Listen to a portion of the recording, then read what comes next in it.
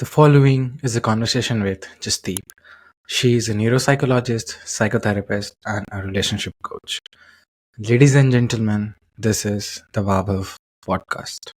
What inspired you to start navigating relationships? The page on Instagram. Was there a particular moment or experience that made you realize people need more guidance in this area? Uh, so I've been in the space of mental health for over 10 years, and I've worked in different areas. I've worked with geriatric population. I've worked with teenagers, with schools, colleges, corporates. I've done that, all of that. And um, all of that came with a lot of difficulty, and relationships always came very easily to me. So I always was like, easy काम नहीं करना है. Yeah. So it was something very difficult.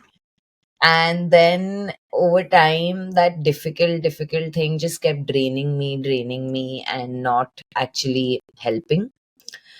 And I took a sabbatical for 1 year. And in that 1 year, I just decided that I will do nothing. And whatever is my next step is going to come to me. Okay. And um, I don't know what happened through that year, but I feel like every direction I went into, it just gave me a hint that this is a this is important, relationships, that is. And whether that was with my family or with my friends or with like personal relationships of my own, or it also was a reminder that I'm really good at this. Like, I intuitively have a very uh good, I would say, perspective towards it. So I think it was a bunch of things, and then there were lots of signs from the universe, I would say, Okay. where I got offered different kinds of work, all related to relationships, even though nobody knew I was actually doing anything in that space. So I was like, okay, I think the world is trying to give me a hint of some kind that you are good at this, and now everyone can recognize it and see it. And also the fact that I was seeing, there were personal relationships in my life that were either going really well or going really badly, and there were some reasons for that. And I started to like notice those reasons and pick up on them. There was certain relationships in my family there where this was happening. My best friends would discuss their relationships with me, where also I started to have these, intuitive thoughts. So, and I was like, okay, cool, I think this seems like where I belong. Yeah, you're getting signs from the universe, then you're like, okay, let's do it. Yes. I think, yeah, you felt finally I found my niche, so let's start this. It's great, Yeah. by the way. So, how relationships have evolved over the years with the rise of social media, online dating apps, and changing cultural norms? So for me, and my observation of things, what I've noticed is that there has been a huge shift in the concept or the dependency that used to belong in relationships, especially marriages, I would say. Traditional marriages have lasted for many years, especially in our culture, because of a financial dependency. And for women, that there was always like, we need this in order for us to sustain a life, to have social status, to have reputation, to be able to have children, to have reputation for our children. Um and now the reason why marriages are failing, like if you see, the divorce rate in India has gone Yeah. high. The number is really high, right? And everyone's wondering, why is this happening? Why are people don't believe in the concept of marriage anymore? That's not the truth. I feel like people's expectation for marriage has changed. I don't only want my husband to give me money and security and social status. I need more than that now. I need respect. I need understanding. I need an emotional bond. And without those things, that money and that status has no value, because now I have that money and status on my own. For women, they earn money, they know how to now make a name for themselves, or go out in the world and stand up for their rights. So now, like, marriage is not just about, or relationships is not just about a social status, it's about actual companionship, which is a big shift this generation is seeing. And our parents, for example, still don't understand this. They still don't understand why our generation is failing at marriages, as they call it. Y'all are failing at, y'all don't have the commitment. We hear this often, that y'all don't have the grit and the commitment to stay in a marriage. It's actually not that. It's the fact that if I know I'm not getting what I need, then why should I stay in something that is Yeah. not providing that? So there's that shift which I think people are still adapting to mentally, that I want love, I want respect, I want companionship, I want understanding. And I didn't, that these were not needs earlier of women. Now they're needs. So and even men, not just women, even men now want that. They don't just want a wife to cook and take care of the children. They want an actual companion, that someone who can really be a team with them and walk through all the difficulties together, versus just somebody who's at home and takes care of the house and takes care of the children.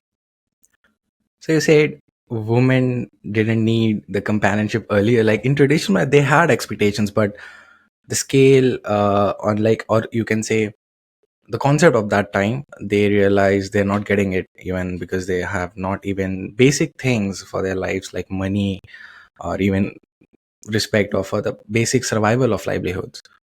So when they get it, then they realize, okay, I just don't need this, I need more. Yeah. So what about in traditional marriages? Like, was it too toxic, or you can, what do you will say that? I wouldn't say it was toxic. I would say it was fear based. There was a degree of it being fear based, that if I leave this, I have nowhere to go. If I leave this, society will Not accept me. abandon me Yeah. and not accept me. If I leave this, where my children will not have respect. Which is why people stayed in also toxic marriages, right? I'm not saying all marriages were toxic, but people did stay in unhealthy marriages, which nowadays, men and women will not stay in it. Um, Why was it Comparatively, for sorry, why was it always that a woman had to suffer from all of this? Like, if she gets divorced, she knows she's not being happy. It's the men, even if it's a men's fault, she's getting blamed for everything. Why was that? yeah.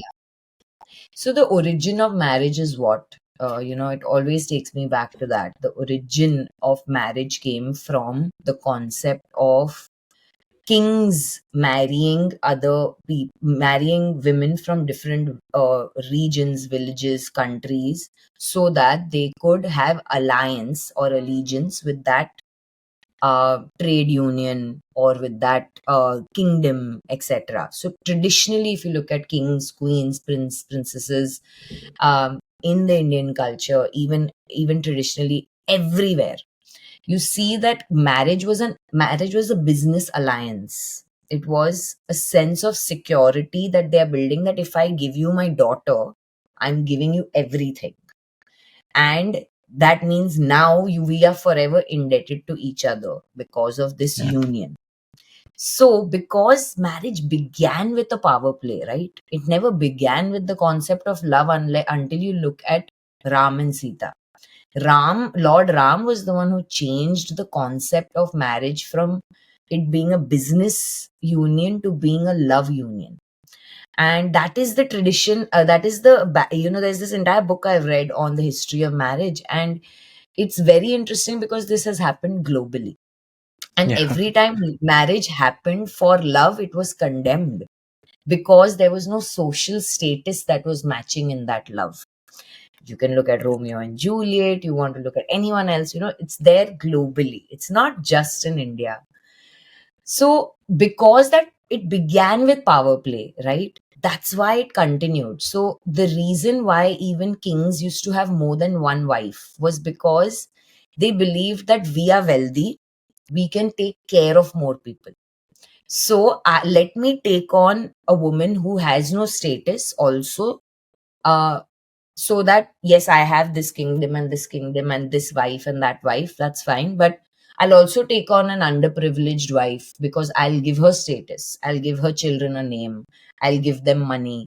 So it always had that connotation to it, and it always relied on the man being powerful and the woman, because men ruled everything, right?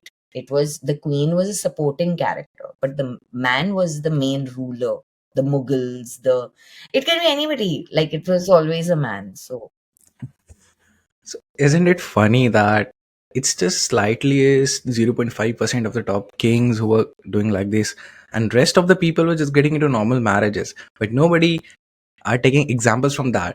It's just the top people are doing like this. So no, this is the marriage. This is wrong, right? yes, but they set the laws, right? The law was set by them. So the even if it wasn't a law, but everyone was allowed to have more than one marriage at that time. That time it was not Really? only When? one religion. Back in the day, if you look at history from the 11th, 12th, 13th century, everyone had more than one marriage because it was the norm. It was a normal thing then that marriage is not for love. Marriage is so that I can provide. Marriage is so that I can be liable, and you, like, you are my responsibility and my liability at the same time. It always began with that. That's why it's a actual physical contract, right? And it was always an actual physical contract in a way. So what's the definition of marriage according to you? Today, Yeah. I believe for me, um, marriage is a union of two people who are committed to working together to make sure that both parties can grow and evolve. uh, I think the Today, same. Yeah. yeah, Past was shitty. Yeah. yeah, correct. Uh, in your experience, what do you think has fundamentally changed about the way we form and maintain relationship today compared to 10, 15 years ago or 20 years ago? Hmm. I think there's a film of superficialness that has come into play because of social media, because of dating applications, which did not exist 10, 15 years ago, which has pros and cons, I would say. The pros are that there's more opportunity for people to find love, to find companionship. I truly believe that for an introvert who cannot go to a bar and meet somebody can chat with someone and meet someone. So I think that's lovely. Um, but I think it comes with a different layer, right? It comes with a layer of a lot of judgment before you've actually given the person an actual chance. And that judgment comes from not just looks, that's one thing, but your dating profile, your social media, like this background check that people are doing now. I mean, is what I hear at least. I'm married, so I've not been on a Yeah. dating app or anything. But I what I hear is that it's like there are answers that people give on these dating apps. Like there are questions of different kinds, and people answer, and based on one answer, also people will be like, no. Um, so I feel like there is so much opportunity that people are now taking it for granted. They're like, nahi, kuch bhi nahi chahiye. I'm going to say, I'm going to be more picky or more, have more filters. So yeah, that's the evolution that I've sort of Do noticed. you, do you think that is helping people nowadays? So many questions, or even just one question, so many people to select? Is that helping them? No, I don't think it's helping.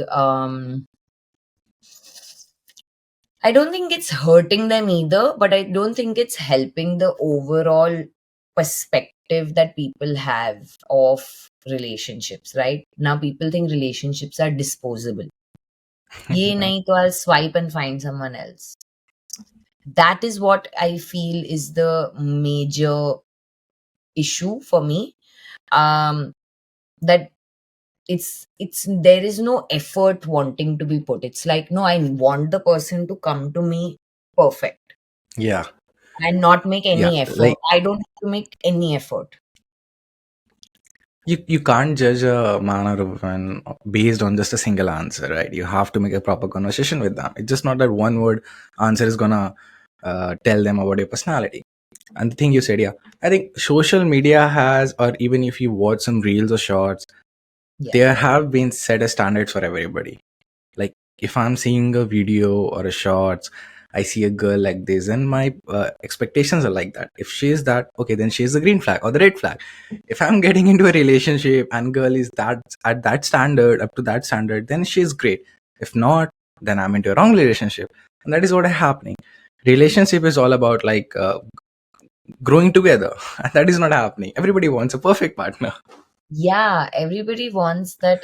When they come to me, when I find them, they should have figured out all their past traumas. They should have figured out all their past exes.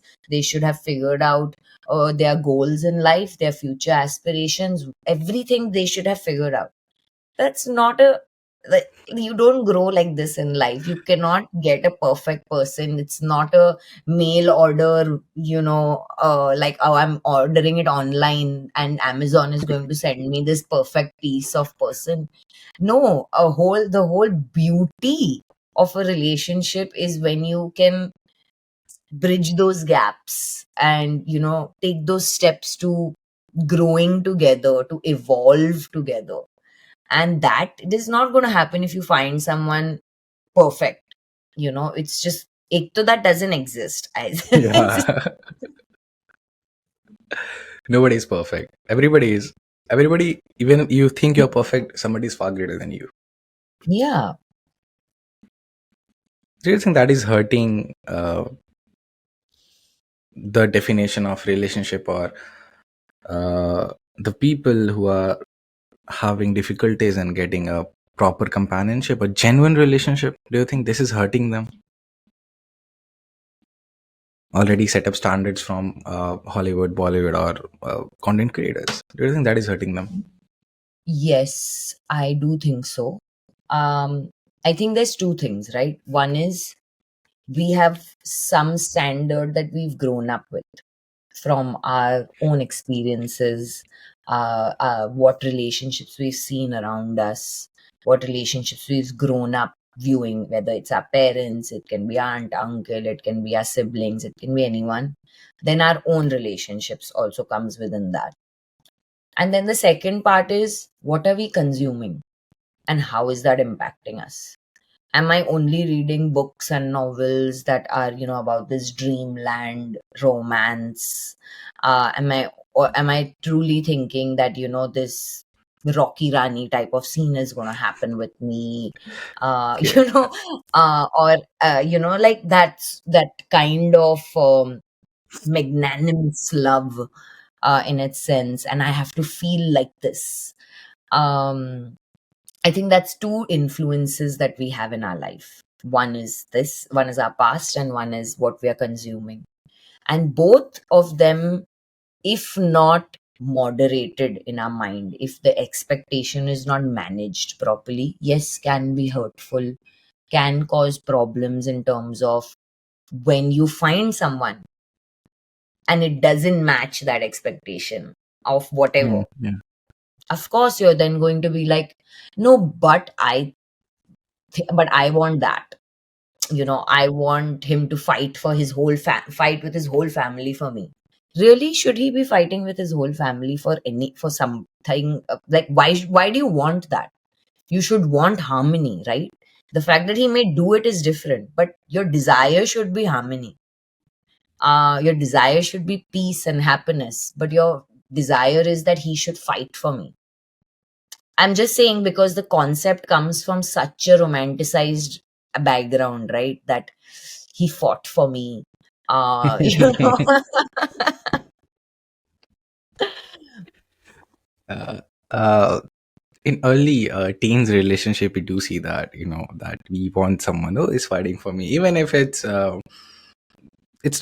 required, even if it's a stupidity that, okay, he fight for me, that is great. Yeah. Unwanted troubles, that. Yeah, because that's the sign of love that you call what love is. But love is also about forgiveness and letting go and making adjustments and conversations and open dialogues and transparency. That is also love. When someone comes and tells you transparently that, my family is really important to me and I'm never going to leave them. That doesn't mean I don't love you or I love you less. That means that I'm going to make this work irrespective. Not that I'm choosing one over the other. How do you think the definition of love uh, is changing with the different age groups? Like, how does a person from age 20 view love? How from a person from age 30 views love? How from age of person from 40 views the love? What's the difference? Mm. Very interesting question. And I think biology plays a big role in your question right now Yeah, also. it does.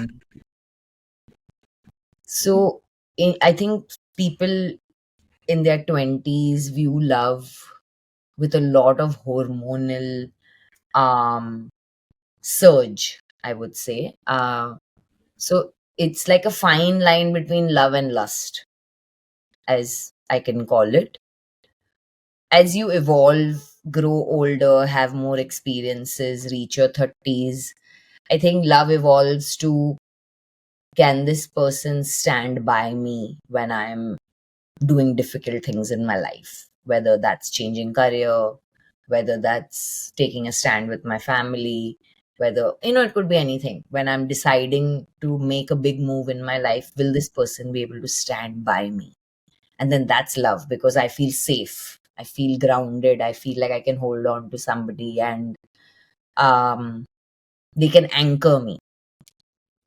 I feel like as you evolve further, and from my observation and my understanding with my clients, etc., in your 40s, love is about understanding, because 40s is a point in your life where a lot about you is going to change.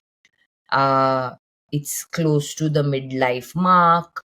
There are changes taking place in your body physically, for men and women. There's changes taking place in the dynamic of the work of the family, right? Like your children may have grown up, or you may be having less responsibilities, more responsibilities, etc. So you need someone who will understand you no matter what. That they'll understand if you are having a bad day. They'll understand if you need space. They'll understand if you are going out drinking more often, for example. 50s and beyond, to me, from what I've viewed, of course, I'm not there yet, so I can't say from that, but from my clinical experience, I can say that I think 50s and above is more about not being alone. It's more about companionship, that Yeah. life is moving on. We are physically aging. You can see that, you can feel it. Your kids are growing up, your parents are passing away. You're in that stage where nothing feels like is going to last. My kids are also going to move away, grow up, and leave. My own parents are also not here, not going to be there long enough. And you don't have a lot of close friends in your 50s, 60s. You have some friends, Yeah. of course. So it's more about like, I don't want to be alone in my old age. I want companionship, even if that companionship is just us being silent with each other, not really doing anything. But yeah, I guess I could be wrong and people could have had different experiences. So I'm not taking responsibility for the fact that this is coming from some science backed knowledge. It's from observation. Definitely in the past, different people have different outcomes of this. But I think today people will have same outcome. I have seen elderly couples of age 60, 70 madly in love with each other. Yeah. Still. Yeah. I actually had the privilege of, and truly call this a privilege, is so my nanny, my mother's mother, my maternal grandmother passed away just 2 months ago. But she was 90. She was 90 when she passed, and my nanaji, my maternal grandfather, is 96, and till the last day, like till now, of course, he still is that way. But till the last day, they used to sleep with holding their hands. And for me, I'm like, if that's not love, then I just cannot imagine anything else being love. And like, he would always, there was just something about them that I would see, he was madly in love with her. And she was also like, she could not survive without seeing him a single day. So he 40 years ago stopped traveling because he was like, I can't leave my wife and go anywhere. I really don't want to leave her and go anywhere. And that was something that I just couldn't imagine. When I was younger, I used to think it's crazy. My grandfather. Yeah. But now in my 30s, I'm like, that is the dream. That is absolutely the gold standard dream to reach. That's a very beautiful thing, Yeah. So, as you observed your elders, right? So, do you think the children in a loving family or being in a family where is toxic love, do you think there is different perspective for both of them for the definition of love? 100%. 100%. I see this every day in my clinical practice. I see people from all different kinds of stratas of society, and I mostly speak with women. So my practice has been very focused on a female demographic. But I have seen that viewing the kind of relationship you've grown up seeing your parents predominantly is going to leave a lasting mark on you for the rest of your life. And you're going to have to consciously make efforts for it to not interrupt your own relationships. And I can give you an example from my own life. I grew up in a very loving household, in the sense of my parents had a beautiful relationship. My father was crazy after my mom. Um, he was always, flirting with her, praising her, and complimenting her, and things like that. And I always saw this. When I grew up and I started dating people or getting into relationship, or even when I was choosing a life partner, right?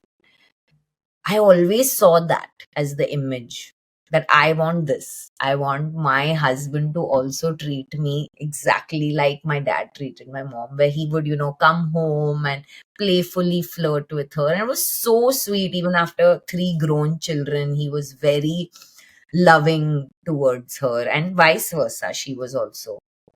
And there was always this cute banter between them. And I always was like, this is what I want. And I kept trying to replicate that in my relationships without realizing. And over time, I realized that I'm trying to replicate something, but it needs to come on its own. It needs to come organically. Naturally. Yeah. Uh, but that also, even though it was a good thing that I viewed, it still set a standard, right? Like we Yeah. were talking That was earlier. that's what I was thinking. And it still created like, oh no, expectation. Like, I want this. Nothing below this will do. And that, obviously, that expectation plays with your mind in many ways, because no one is going to be same like anyone else. Yeah. Nobody. So comparing is the wrong is not fruitful in any sense. So even if you grew up in a great household with great parents with beautiful relationship, even that can have a lasting impact in terms of what you expect, what you get, how you're managing those expectations.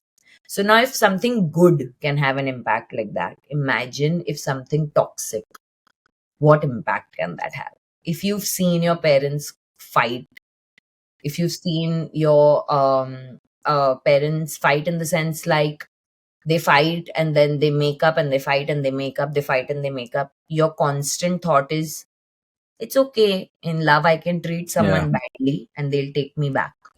Yeah. So there are layers of complications. I would say this is one example I can give you. But there are multiple layers of this that can happen depending on whether you've watched your parents be respectful towards each other. Love is separate, respect is separate. You can not love someone but still respect them, right? Yeah. Do you So if think?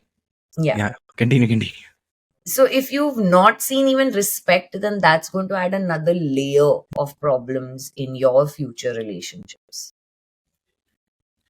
So, do you think that suppose if I'm there, I'm seeing tons of couples, okay, some are good, some are bad, and after seeing the bad ones, I'm choosing that not to get married or not to get in love. Do you think this is right?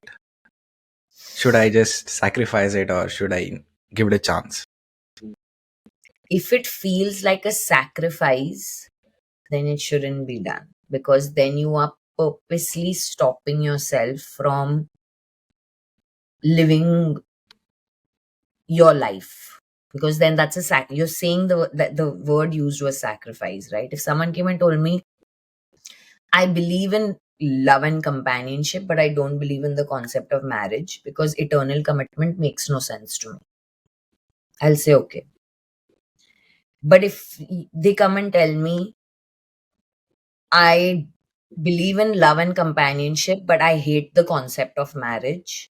Marriage destroys everything. There's a different connotation to that, right? That means that your thought perspective or your thought process and your perspective is coming from a place of hurt.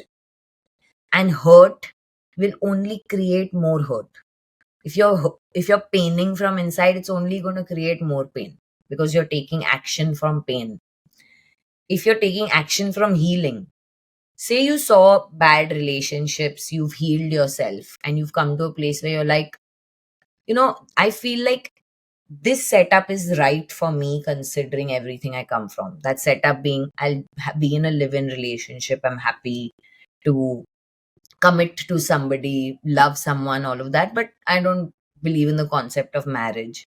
I'll still be like, that's still fine because you've healed yourself and you're coming from a place of healing, then that's okay. But if you're coming from a place of trauma, pain, and hurt, you're only going to create more of that in your life. That, and unfortunately, that is what is happening a lot. But people can change, right? Even if you're seeing trauma, hurt, you can still love, right? Absolutely, absolutely, you can. That's what I said, right? Like, you can heal yourself. You can work through this pain, this trauma. You can work through the beliefs that got set into place, and you can have a beautiful loving relationship, beautiful companionship, beautiful marriage. There is no line that is being drawn just because you saw something that was not your fault. Yeah. So you should give love a chance, love and marriage a chance. Absolutely. I am a preacher of giving love a chance, because for me, I think um I feel like you'd rather do it and regret it than not do it and think, what if I did it?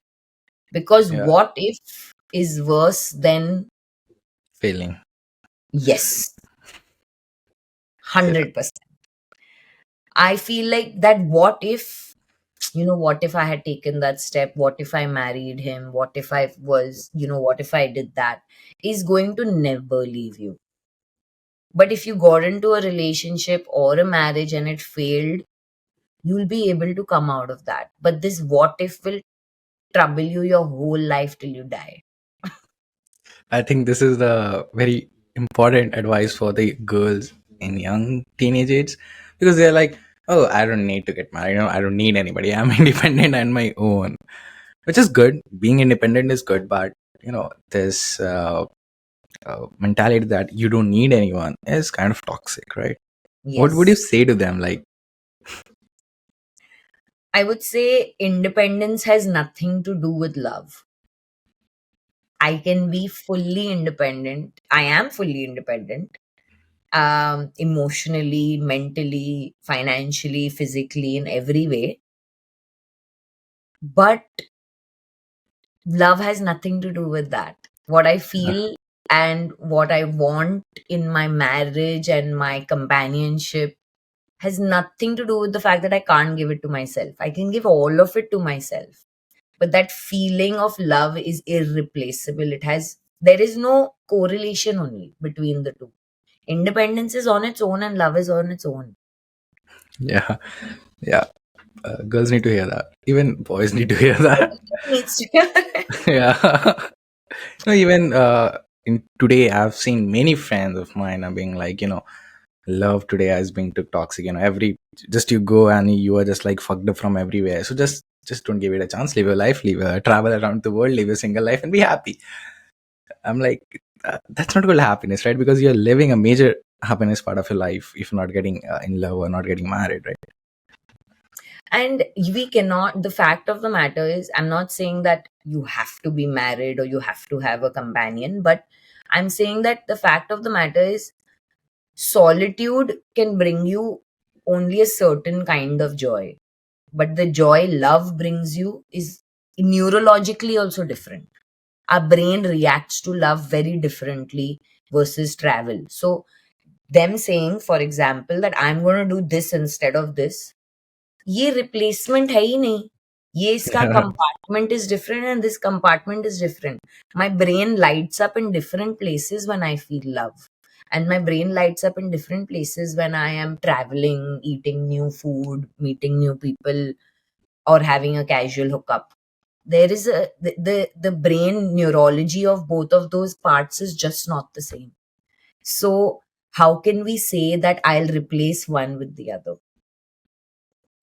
Do you think they're lying to themselves without knowing they're lying to themselves? They're 100% lying to themselves. They're trying to convince themselves that this is not a need, but it is actually a fundamental biological need we have.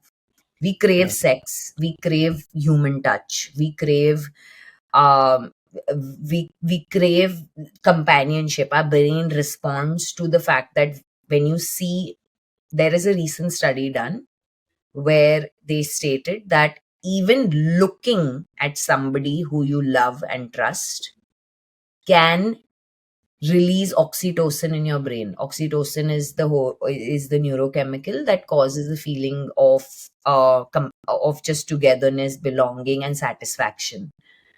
Um, so even looking at someone you trust and love can do that. That means our biology depends on it, right? Imagine if you never saw someone you loved and trusted. The brain would not have that response. You would be deprived of that oxytocin. And you cannot give oxytocin to yourself. The fact of the matter is, no matter how much self love I do, I cannot give it to myself. I release oxytocin only when I've had a 1 minute hug or a 6 second kiss or spent time on holding somebody's hand or things like that. So, if our biology says, and we were not created by man, so it's there is a reason why it exists in a certain way, right? um I believe they are lying to themselves and trying to convince themselves of something that is not true. Do you think there is a difference between attraction and love? Yes. I definitely think that. um I can be attracted to someone and not love them. I can love someone and not be attracted to them. Does that make sense? No, no. I mean, mathematically it doesn't, but I mean, human brain is very complicated, right? Consciousness is very complicated. So, Very. um, for example, think back to any of your early crushes. yeah, that's what I was getting into. Yeah. What were you actually looking at in that person, right? Like when I think back to any of my early crushes or any of my early relationships also, there was attraction, which over time also somewhere faded when I realized there is no love. But there was attraction. There was physical attraction, even mental attraction, in the sense of, oh, look how intellectually he speaks, or what conversations we have, and stuff like that. Um, and of course, physical attraction in different ways. But love is so hard to describe, right? It's such a hard Yeah. feeling to put into words. For somebody, it's a different definition, and for somebody, it's a different definition, right? Yeah. For somebody, basic things are called love, and for somebody, even however you do the best you can do for themselves, still they'll say that you don't love them. The definition of love is totally different. Yeah. Yeah. Do you think societal pressure impacts commitment, emotional vulnerability, and connections? Sorry, Yes. not emotional vulnerability, emotional availability. Sorry. Availability. Emotional availability. Yes. I do think societal pressure plays a role in many ways. One is, of course, when you're trying to find a companion, the whole world has an opinion about it for some reason. So there's always, you can do better, or something or the other coming from there. Um, you said emotional availability, companionship, and what was the third one? And connection.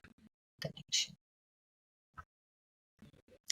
I think, yes, societal pressure makes us forcefully connect with some people or forcefully not connect with some people because Like in of arranged marriage. not even arrange. I think even there is another layer, right? For example, I'll speak from my own experience without naming anybody. But when you're younger, your parents tell you, like for me, my parents always told me, make sure, like, we would love for you to be married within the community. Don't marry this community. Don't, they are not The good caste people. community you're talking Yeah, about. something or the other of the Yeah. kind, right? Yeah. Without naming any. Yeah, yeah, I get But it. there was always a layer when I was going abroad to study. My parents were like, don't fall in love with someone over there because they are not right people. Uh, Yeah, so I can tell this that. puts filters and filters and filters, right? Now every time A lot of filters. Yeah. yeah, and every time now I'm talking to someone in my head, I'm like, oh, we have such a good connect, but Yeah. That's exactly what I fear, that key, you can't just go and ask them, yeah, whether you're in the same community or not. Like, that is rude.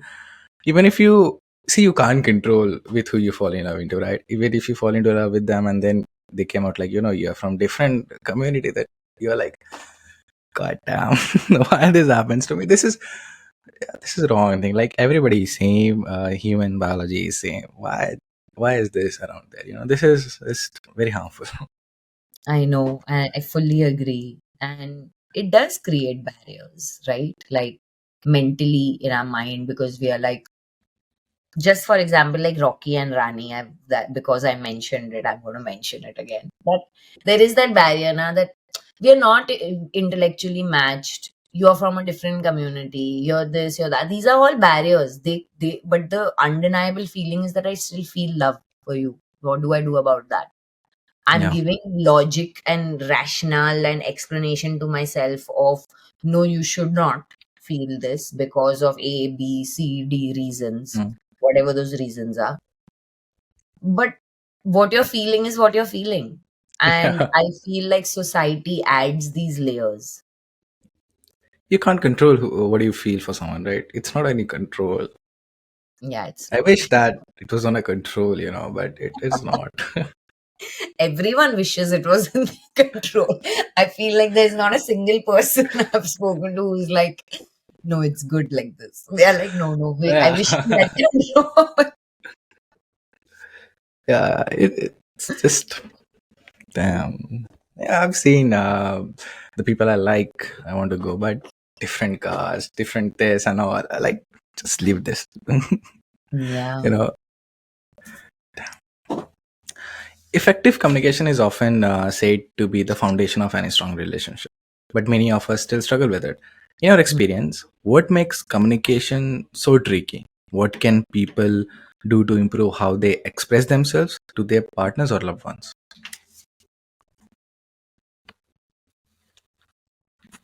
I love this question. Very well framed. Um, I think what makes communication very tricky is two things. One is fear, straight up fear that Yeah.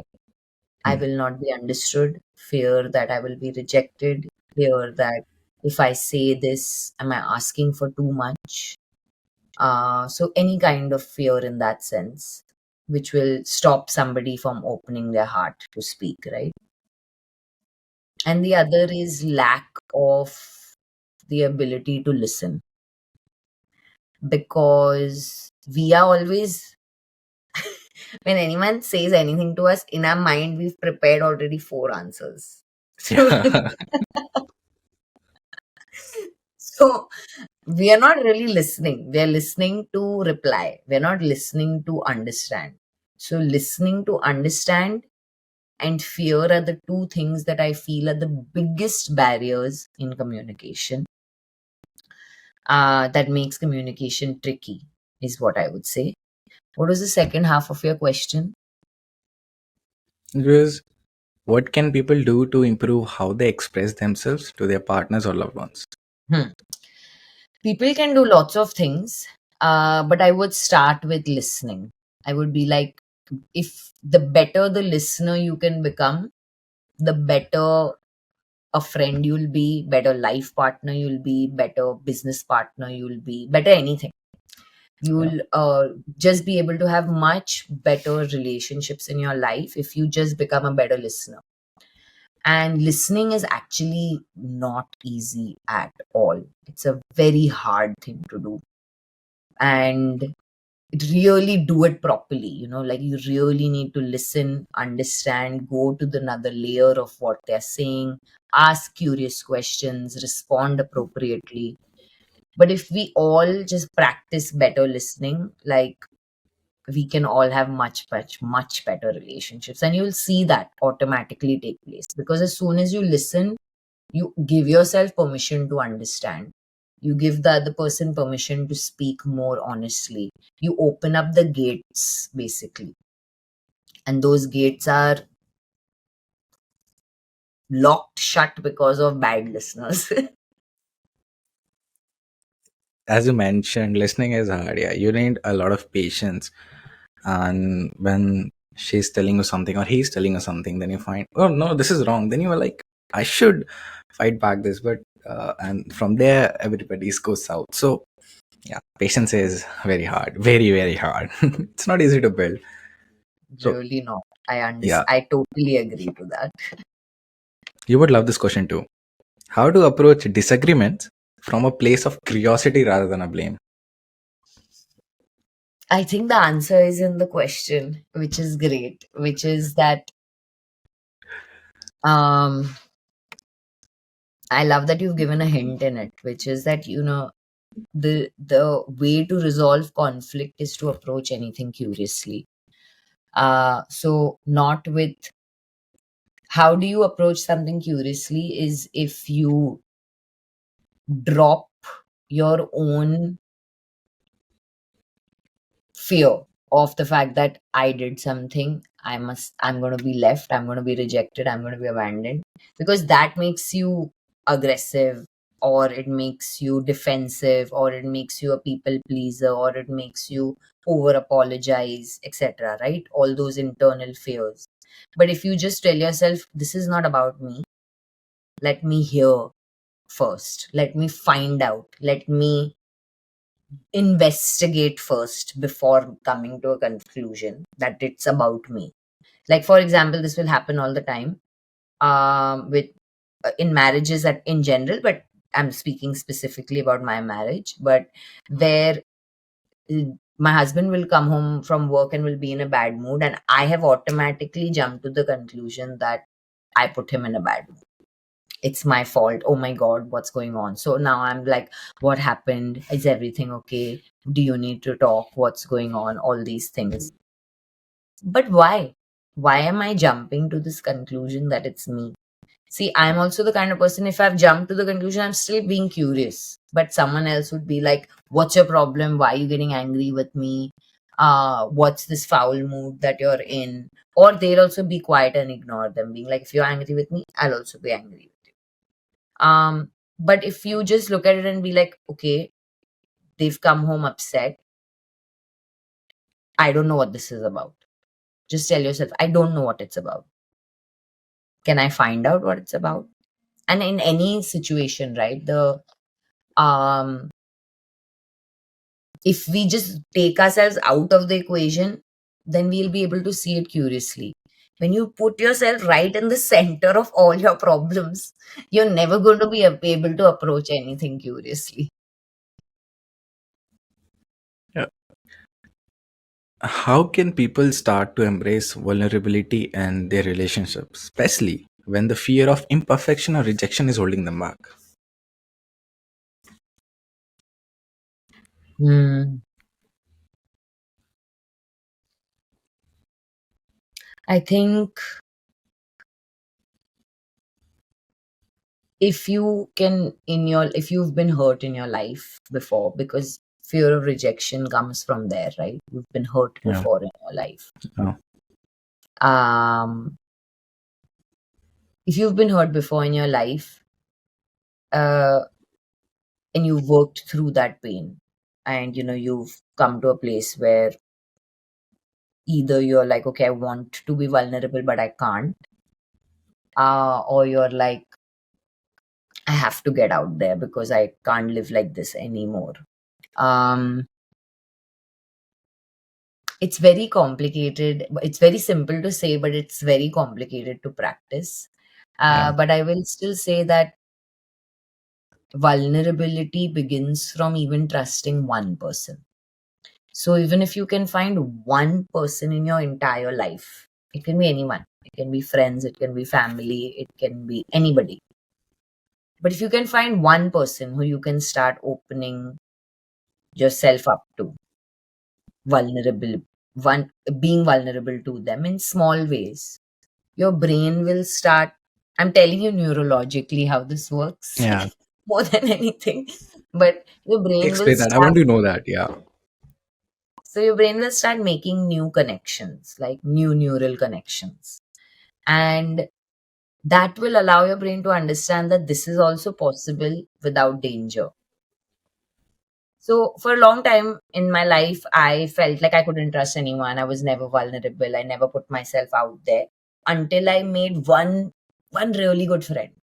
And I was like, I'm trusting her because she's proven herself to be trusted, and I'm going all guns blazing in this. But that created such a great network in my brain that trust is so lovely because it's so rewarding, right? When you have when you can trust someone and they can trust you, it's really rewarding to your brain. So it just multiplies and multiplies and multiplies. So if you can even start that with one person with one relationship, it's enough to for it to cascade and for it to become bigger and better, and then for you to reach your final goal. So don't look at it as the end goal is, okay, I'm trying to find a companion. The end goal is, there is no end goal, there is one step, and I'm taking that one step. How vulnerability leads to deeper connection and growth. So vulnerability leads to intimacy, right? If I'm not able to be vulnerable to someone, how will I ever be intimate with them? And intimacy is emotional intimacy, intellectual intimacy, spiritual intimacy. In any of these situations, I need to open my heart, and opening my heart is a vulnerable thing. Like, I need to open myself up to receiving and giving. Um, and it's the basis of it. It's when you ask anyone. I recently did a workshop on intimacy, and when you one of the first questions in the workshop was, what what does intimacy mean for you? What do you think it means, or what is it for you? And everyone's definition was somewhere similar to the fact that intimacy for me is into me see, right? Into me. Intimacy. So how can Into. I see into you if you are not guiding me or taking me along to see that, right? So that is requires vulnerability. You must have heard this a lot that men do often fear to be vulnerable in relationships. Do you think that is right?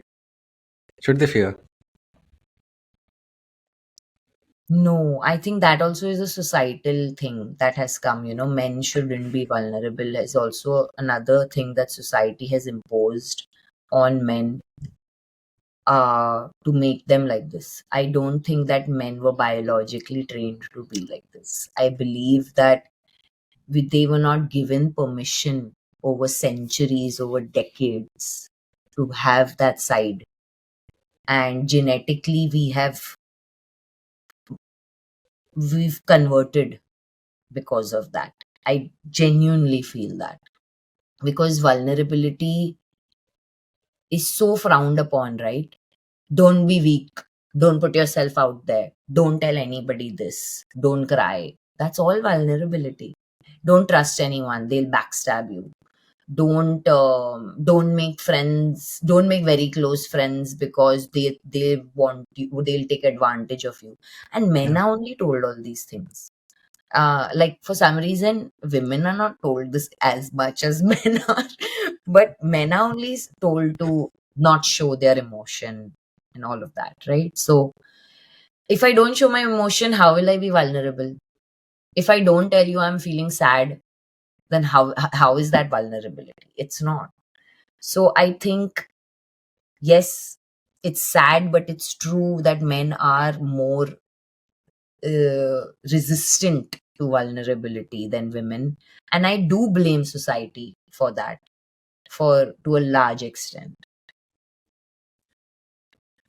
As a woman, tell me this. If your man is being vulnerable to you, I've seen in social media and all of this stuff. I'm really curious to know Hmm. if a man is being vulnerable with you, will you feel less attractive or in less in love with them? This is a stupid question, I know, but a lot of young people want to know this. Absolutely not. I feel like men talking about their feelings is one of the biggest turn on ever.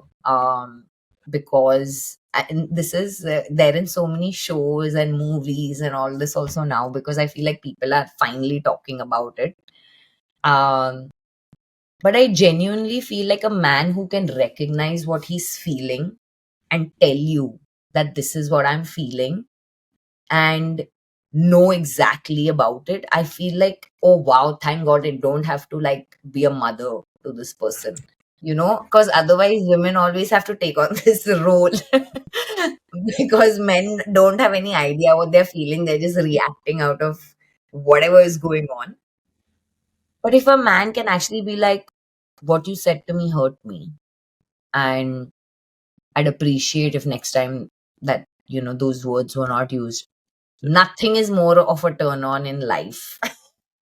Yeah, that's an open communication too, right? And I have read that thing. The word you said right now, I've read in a book. That same exact thing. Yeah, I will appreciate if you don't repeat this because this action does it. Yeah. It's great. Like, yeah, I've seen in social media all of this, and I've seen the comments. Like, they're like, yeah, you will, if you are being vulnerable, she'll leave you. She'll see you as a weak person.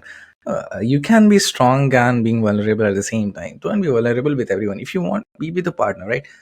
She is the one you should be vulnerable with. One of the things we often hear is that setting boundaries is crucial for healthy relationship. But for many people, this can be tough. How can someone go about setting boundaries without feeling guilty or afraid of hurting the other person? Setting boundaries is sounds very simple, but like you said, it is not. It has many layers to it, because my lack of boundaries comes from a lot of past experiences of mine. So if I am giving myself too much in a relationship, and that is leading to me being taken advantage of, or me being taken for granted, or any of those things, but I'm overly giving myself too much in a relationship, and you need to set a boundary.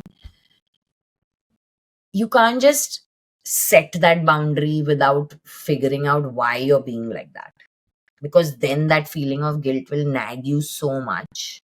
So putting this band-aid over a bullet wound is not going to help. If you really want to be able to set actual boundaries in your life overall, work on the core reason for why that boundary is not accepted by you.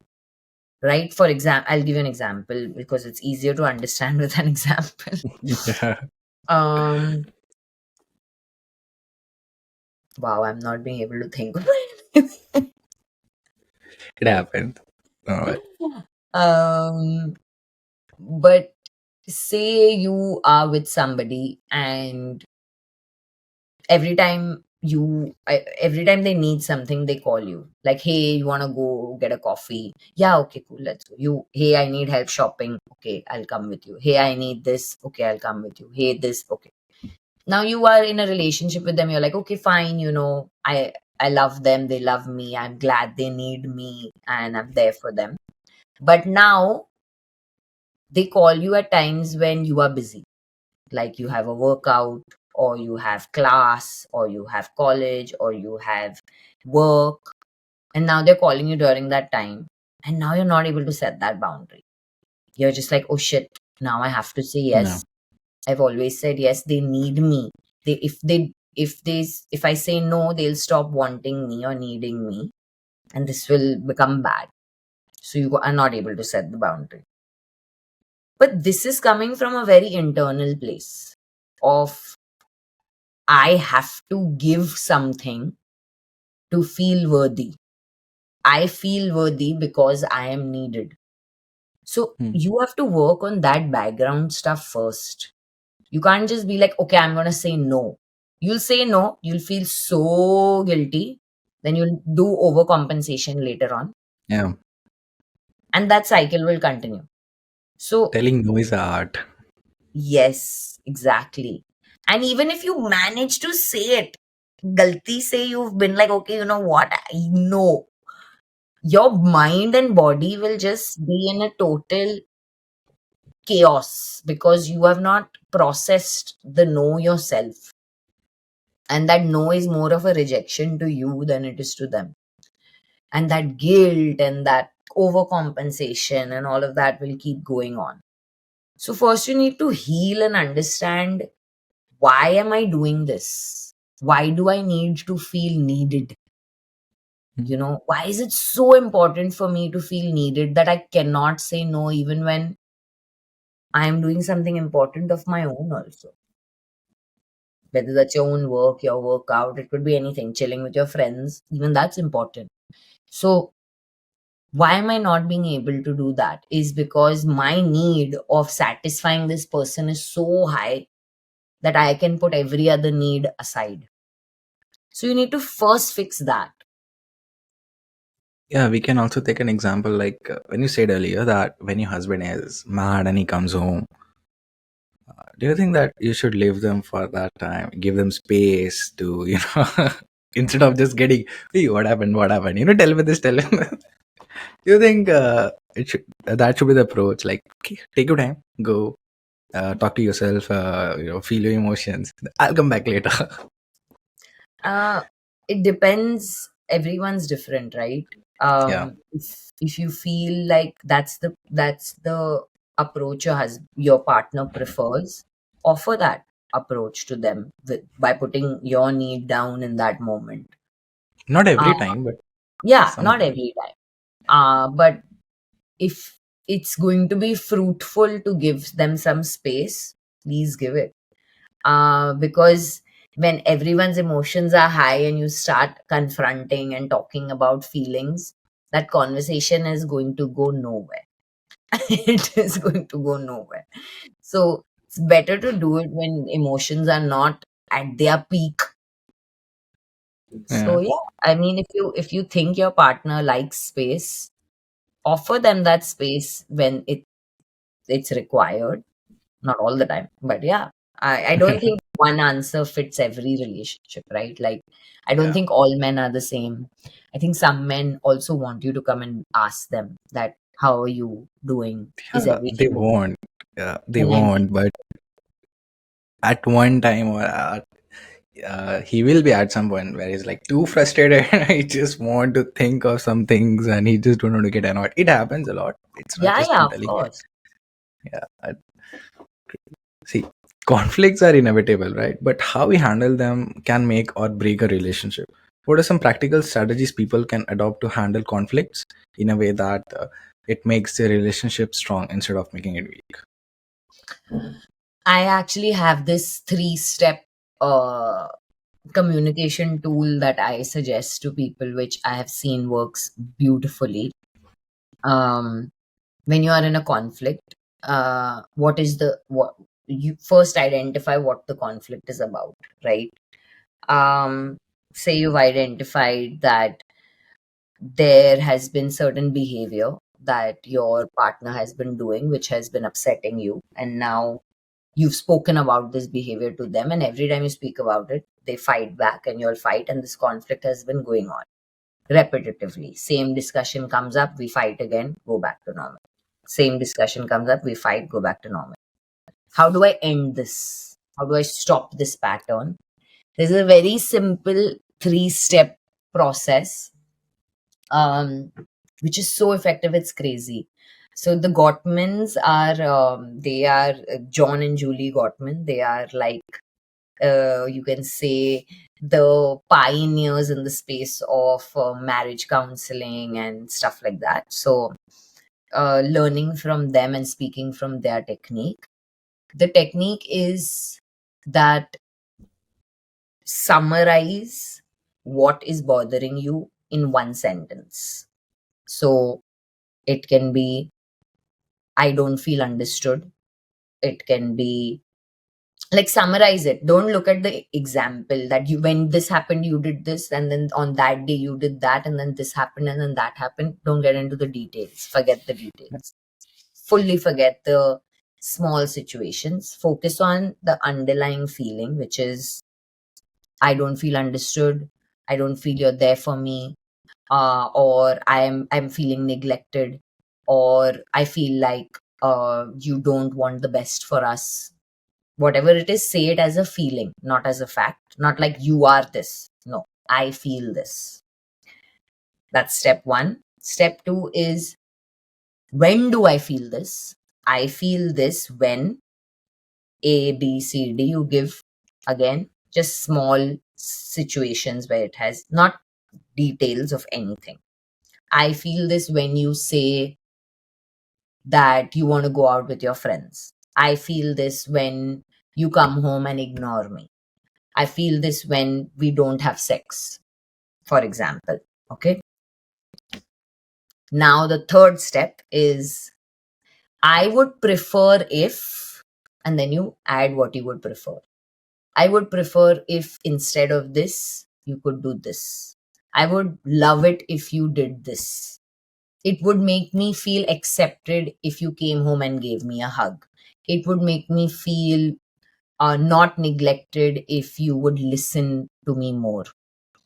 So step one is state the problem. Step two is state what is leading to that feeling, and step three is what you would like to replace that feeling. What they should replace the action that they're doing that's causing you pain. So you've stated the problem and you've given the solution, and you've in none of this blamed the person. So blame is what causes conflict to flare up. When you say, but you did this and you are the problem and you are always like this and I never get anything from you. Always, never, you. All of this Yeah. causes more conflict. If It you can shows that, close out. yeah, you're blaming her instead of blaming the problems. It's not you versus her, it's you and her versus the problems, right? Yes, yes, exactly. This thing is gonna help a lot of people because uh, they are like many people are even don't know how to express themselves, how to say their problems, and this is gonna help them a lot. Even this is gonna help Yeah, me a lot. So yeah. I'm glad. So last thing, I just turned 20 a week ago, right? So when Oh, I go wow. to You're so very young. yeah, I don't look young because it's all the weight right now that I put in. I used to play basketball, so it's just because of the COVID, health is just like this. So next year I will be in the college. So if I look into get into a relationship, or if I want to go into a relationship, what do you Mhm. think I should expect, or I should do, or I should have the qualities in myself that I can have a so-called perfect? I mean, it will not perfect, but a good relationship, a healthy relationship. Hmm.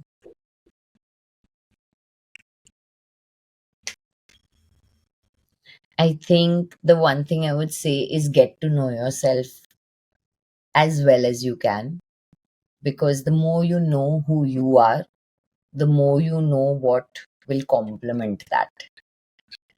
Um, so if I am the kind of person who likes to stay home, chill, not party, not this, not that, but I'm with somebody who's constantly asking of that from me, I'll enjoy it for some time, but in the long run, I may not enjoy it. So, if you're looking for a long term relationship, first get to know yourself as well as you can. And that will help you find someone that's compatible for you. That's one. The second thing is put respect before you put love anywhere.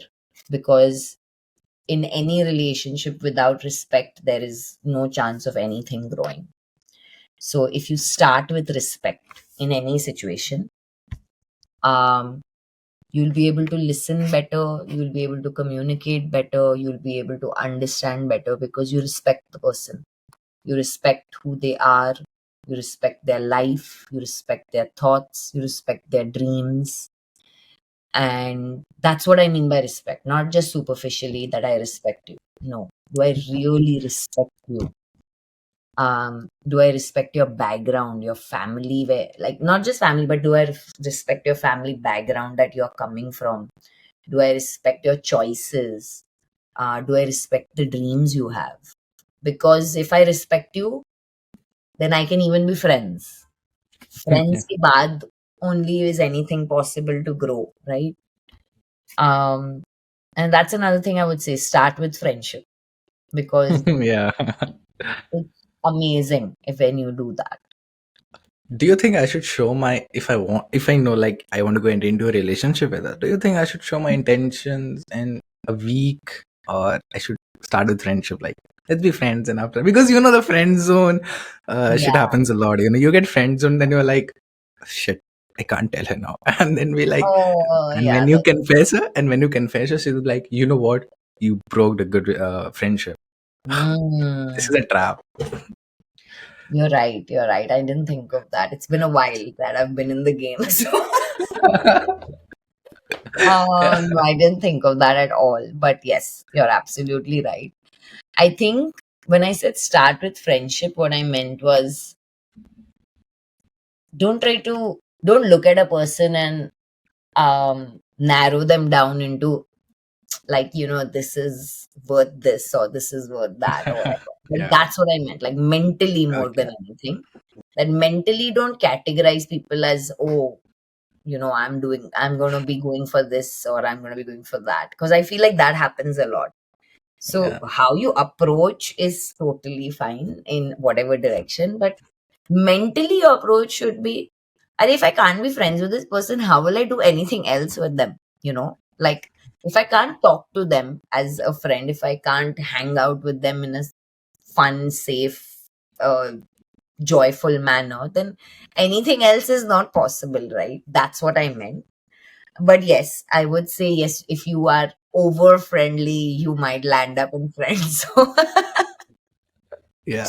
your actions, if you are over friendly, you might land up there. But my, I think, advice was more like Yeah. I know. mental perspective. Yeah. Great. Folks, just be clear with your intentions, right? Don't be over friendly. Then you'll just end up getting hurt. Yeah.